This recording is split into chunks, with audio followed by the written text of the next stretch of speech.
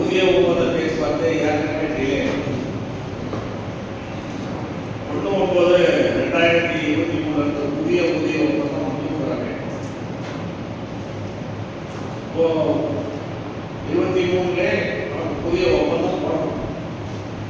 கிட்டத்தட்ட பார்த்தீங்கன்னா ஒரு 17 மாதங்கள் நம்முடைய ஊதிய ஒப்பந்தம் பாகமாகித்தான் பேச்சுவார்த்தை தொடங்கி.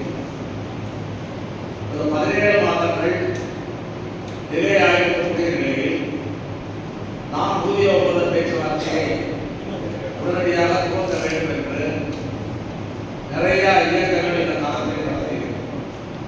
தோழர்களுக்கு தெரியும். நீண்ட இயக்கங்களுக்கு பிறகுதான் இந்த பேச்சுவார்த்தை என்று வந்தது. இந்த பேச்சுவார்த்தை நடப்பதற்கு முன்னால் சங்க அங்கீகார தேர்தல் என்ற ஒரு புதிய பிரச்சனை வந்துச்சு. ஏற்கனவே உயர்நீதிமன்றத்திலே நடைபெற்ற ஒரு வழக்கில் நீதிமன்றம் சங்க அங்கீகாரத்துக்கான தேர்தலை நடத்தி பேச்சுவார்த்தை நடத்த வேண்டும் என்று ஒரு தீர்ப்பளித்துள்ளது.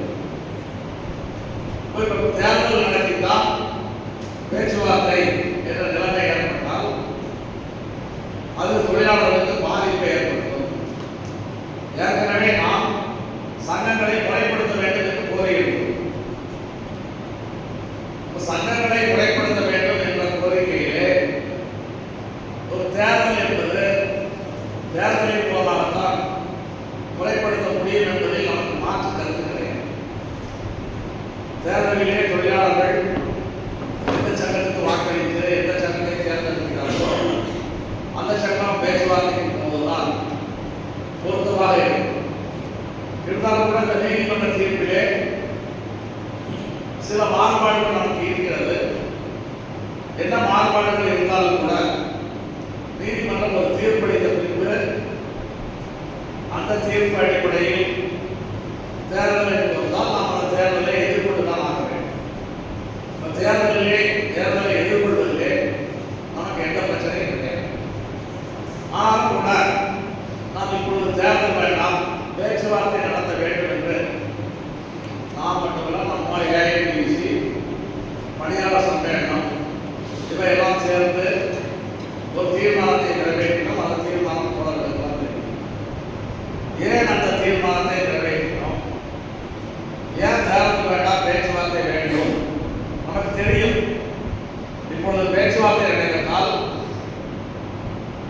கடந்த 1.5 ஆண்டுகளாக அரசு பேச்சுவார்த்தையில் என்ன கொடுக்க வேண்டும், பேச்சுவார்த்தையில் எந்த பிரச்சனைகளை தீர்க்க வேண்டும் என்பதற்கான முயற்சியை செய்வதை விட ஒப்பந்தத்தில் கையெழுத்து போடுவதற்கு எவ்வளவு சங்கங்களை தயார்படுத்த முடியும் என்ற முயற்சியை தான் செய்தது.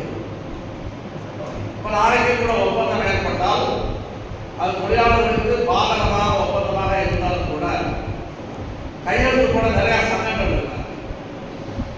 அதாவது இத்தனை சங்கங்களை வைத்து பேச்சுவார்த்தை நடத்தினால் சங்கங்கள் தொழிலாளர்களுக்கு பாதகமான ஒப்பந்தத்திலே கூட கையெழுத்து போடுவார்கள் என்பது நமக்கு தெரியும். இருந்தாலும் நாம் தேர்தல் வேண்டாம் என்று ஏன் சொன்னோம்? நாம் தேர்தல் வேண்டாம் என்று சொன்னதற்கு காரணம் ஏற்கனவே இந்த பேச்சுவார்த்தை நடப்பதற்கு முன்னால் கடந்த மாதம் 27ஆம் தேதி பேச்சுவார்த்தை என்று தகவல். அதில் மன்மோகன் சிங் அவர்கள் மரணமடைந்ததை பற்றி அந்த பேச்சுவார்த்தை ஒத்துழைப்பு. இந்த 27ஆம் தேதி அந்த பேச்சுவார்த்தை என்று தகவல் வந்தவுடன் ஒரு 8 சங்கங்கள் எல்பிஎஃப் உட்பட 8 சங்கங்கள் கூடி ஒரு முடிவெடுத்தோம். என்ன முடிவெடுத்தோம் என்றால் இந்த பேச்சுவார்த்தையிலே சில பிரச்சனைகளை தீர்ப்பதற்கான முயற்சியை அனைவரும் சேர்ந்து எடுப்பது என்று முயற்சி.